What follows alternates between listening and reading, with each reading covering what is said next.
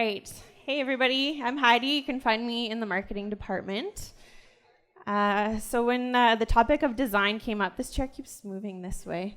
So when the topic of design came up, I have a degree in marketing, so I thought I might have something to offer. Okay, I'm just going to stand up because the chair keeps on tilting for me. So let's tell you fun things about me. I come from the place that made this sign famous. This actually went viral. So I come from PA. Yes, that actually went viral. And so I had a slight post-secondary addiction, which I'm recovered now. So I have a degree in fashion design and technology, which I got in Vancouver. And I also got a certificate in fashion marketing, a diploma in business management, and then I finished up with a Bachelor of Commerce in marketing. So the Bachelor of Design at Kwantlen, so it's one of 3 programs in Canada, and it's only one of its kind in Western Canada. It's really hard to get into. So about a couple hundred people apply every year, and about 44 make it. And then by the end of the 4th year, I think maybe 20 people kind of finish. And I kind of would joke that it was 4 years of project runway with the same people.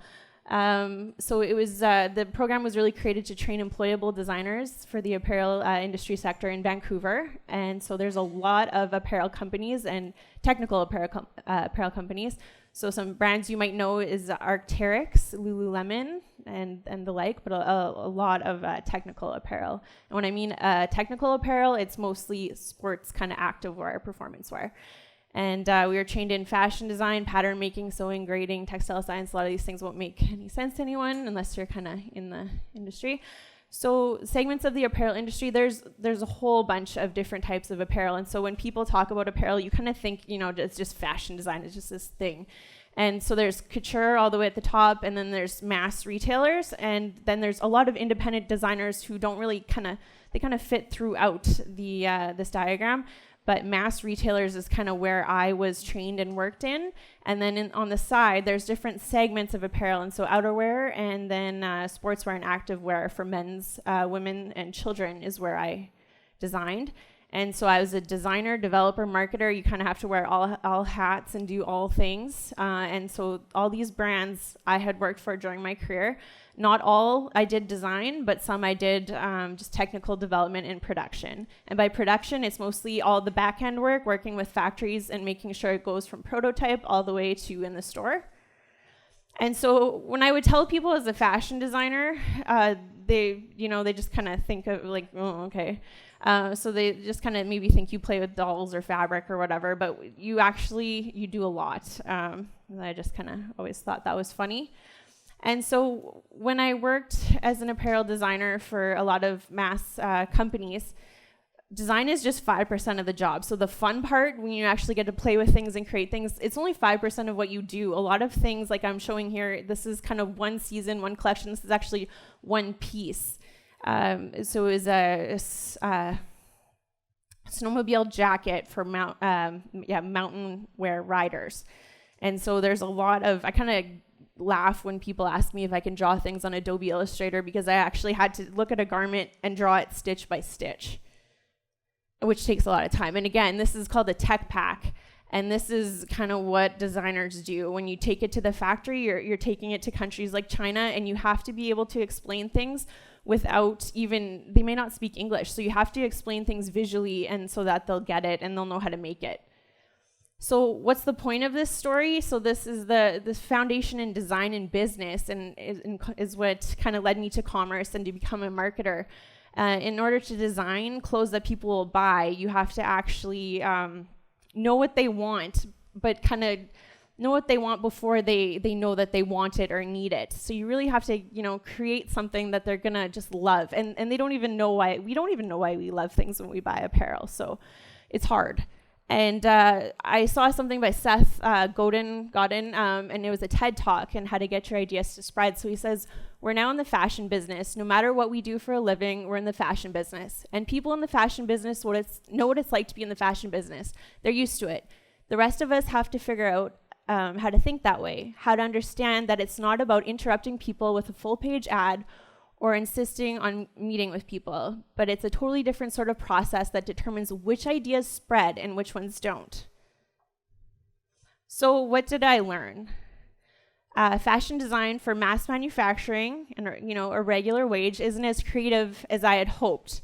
There's forecasting services. So something that I learned that really killed the whole design thing for me is apparel companies, they will buy into forecasting services that'll have just a book of designs that they will buy, and it's kind of looks and garments that you buy this knowledge and then you kind of design off of that. So to me, it wasn't really that creative.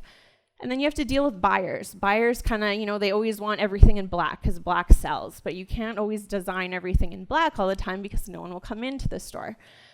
Customers are fickle. Costs, there's always a battle for cost. Buyers want something that looks really cool, but they can't, we always kind of want things as consumers with apparel. We're trained to buy things cheaper and cheaper.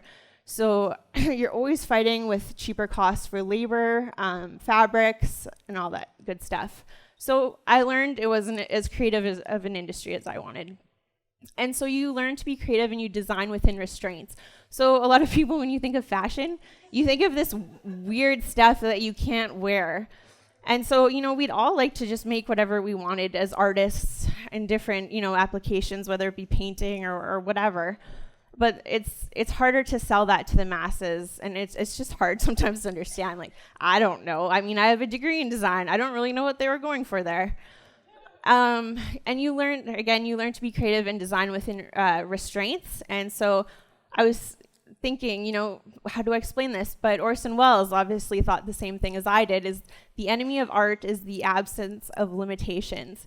And so you learn to really be creative, and you get to really appreciate creativity when you have all these restraints. So if you're designing for a specific label, specific customer, and all these costs and all these things, what you can do with that is really creative if you can actually come up with something that's a success.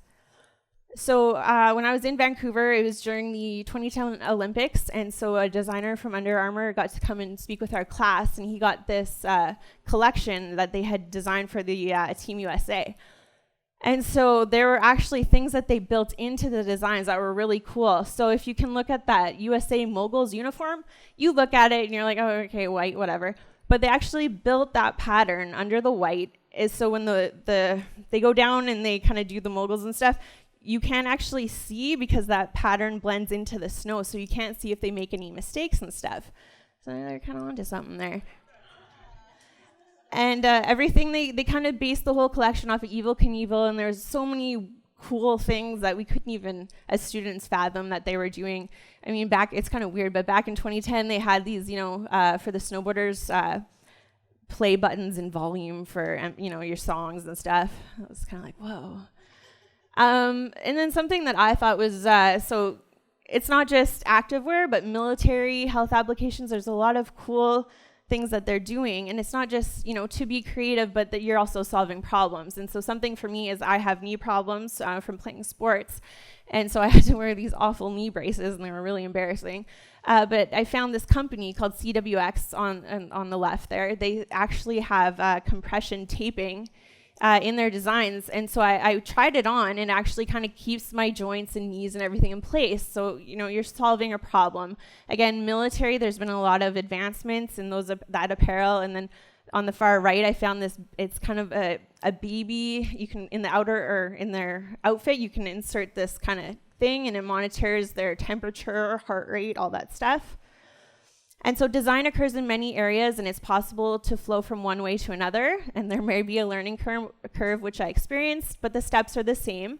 You know your customer and what they want, and you give it to them. So there's a creative process. You may follow it, and you may not even know it in any kind of job you do. So there's a kind of, the top is the general creative process that we learn, and then the bottom is kind of a mock of what the creative process is. But for me, you get the brief or the task that you're supposed to do, you research what others do and do well, and then you figure out how it makes sense for you and your company. Then you kind of let it all marinate, and then you kind of wait for that aha moment. Then you get that aha moment, and then you hurry and you get the job done in time. And then don't be afraid to be creative or be wrong. So this Ken Robinson has a really great TED Talk, and he talks about how we're taught as children to be afraid to be creative. And the way that we learn, it's very much we're told what is right, and we don't really question things enough, and we're scared to be wrong. And I was definitely one of those people in school. I wanted an A, so I didn't want to be wrong. So I always, asked the teacher what I should be doing and stuff, and I learned to question things. And then I really started to question things, and then they didn't really like that. So you may find that you're better at some things over others. So you'll see this picture of Michael Jackson, which actually I didn't mean to. I meant to draw my friend. But it turns out I must have this awesome skill at drawing Michael Jackson that I didn't know. But I think I'm better at doing inanimate objects, which, yeah. And in order to design, allow yourself to be creative. So let go of thoughts, negativity, So I was at a wine and paint night, which they have in Saskatoon. And I heard so many people just terrible, self-defeating talk. I can't do this, whatever.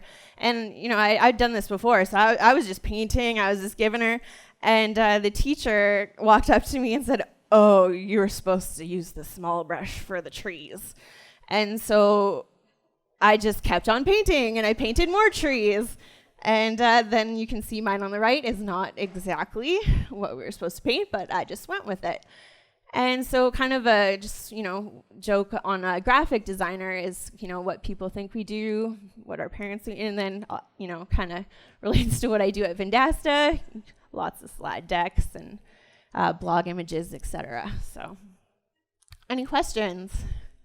Oh, I was within the time limit. I kind of sped through that.